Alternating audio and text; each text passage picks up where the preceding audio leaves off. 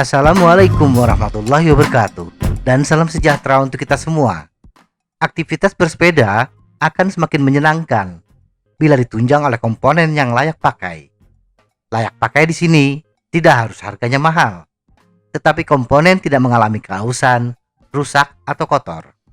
Komponen sepeda lama-kelamaan akan mengalami keausan, tetapi kecepatan keausan komponen sepeda tidak sama antara satu komponen dengan komponen lainnya.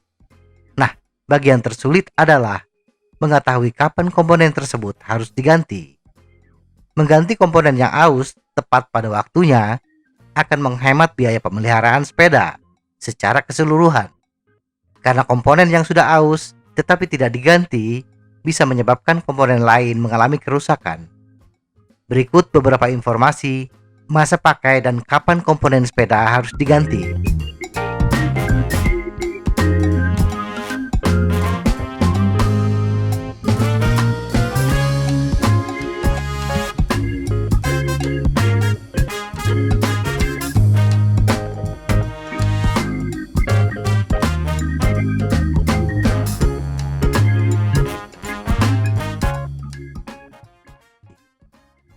Rantai.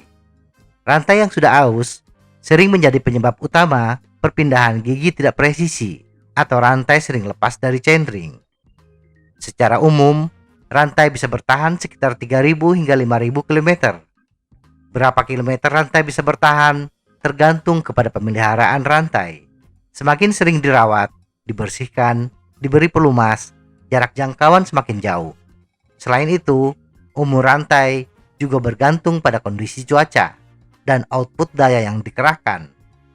Pesepeda dengan torsi yang tinggi cenderung membuat umur rantai semakin pendek. Rantai dikatakan aus dan harus diganti bila panjangnya bertambah 0,75%. Jarak normal satu link rantai, 3 mata rantai atau pin adalah 1 inci atau 25,4 mm.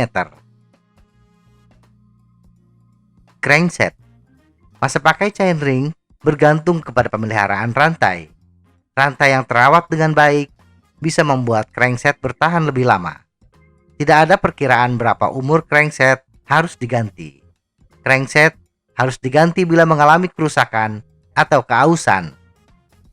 Selain keausan normal, gigi chainring juga dapat rusak karena teknik pemindahan yang buruk, tabrakan, atau mengalami benturan keras. Untuk mengetahui crankset harus diganti adalah dengan memperhatikan bentuk gigi chainring. Bila gigi chainring sudah lancip, seperti gigi hiu, atau memiliki profil tanjakan yang mencolok, chainring harus diganti. Kaset. Sama seperti crankset, kaset juga bergantung pada pemeliharaan rantai, kebersihan, dan pelumasan. Salah satu tanda umum kaset perlu diganti adalah jika rantai baru sering melompat ke sproket lain. Mengetahui keausan sproket bisa dengan memperhatikan bentuk gigi. Bila sudah lancip, maka harus diganti. Tetapi karena gigi sproket banyak, cara tercepat untuk mengetahui keausan adalah posisikan rantai di sproket yang akan diuji. Kemudian tekan tuas rem belakang. Bila rantai tidak bergerak ketika pedal digerakkan, itu tandanya sproket sudah mengalami keausan dan perlu diganti. Ban. Secara konvensional, ban sepeda bisa bertahan setelah sepeda menempuh jarak 1.500 hingga 5.000 km. Ban kelas atas bisa menempuh jarak sampai 4.000 km. Ban sepeda balap perlu diganti setelah 1.500 km. Ban sepeda touring bisa bertahan sampai 6.400 km. Sedangkan ban sepeda gunung biasanya akan bertahan selama 5.000 hingga 13.000 km. Tetapi bila jalur bersepeda adalah jalan setapak dengan bebatuan dan akar yang tajam, perkiraan umurnya akan turun drastis hingga 1.500 km. Bila permukaan jalur lebih mulus, seperti jalan setapak tanpa bebatuan atau jalan beraspal, ban bisa bertahan sampai 5.000 km. Box suspensi.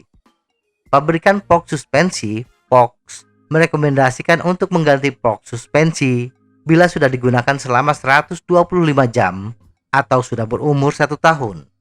Mana saja yang lebih dulu. Tetapi umur fork akan bertahan lebih lama bila sering diservis. Rotor cakram. Rotor cakram bisa bertahan dalam waktu yang sangat lama. Namun, pabrikan memberikan ketebalan minimum untuk rotor mereka. Shimano merekomendasikan agar rotor diganti bila ketebalannya sudah mencapai 1,5 mm. Ketebalan rotor baru Shimano adalah 1,8 mm. Informasi ketebalan minimum dapat kita lihat di rotor, seperti tulisan min TH 1,5. Bantalan rem.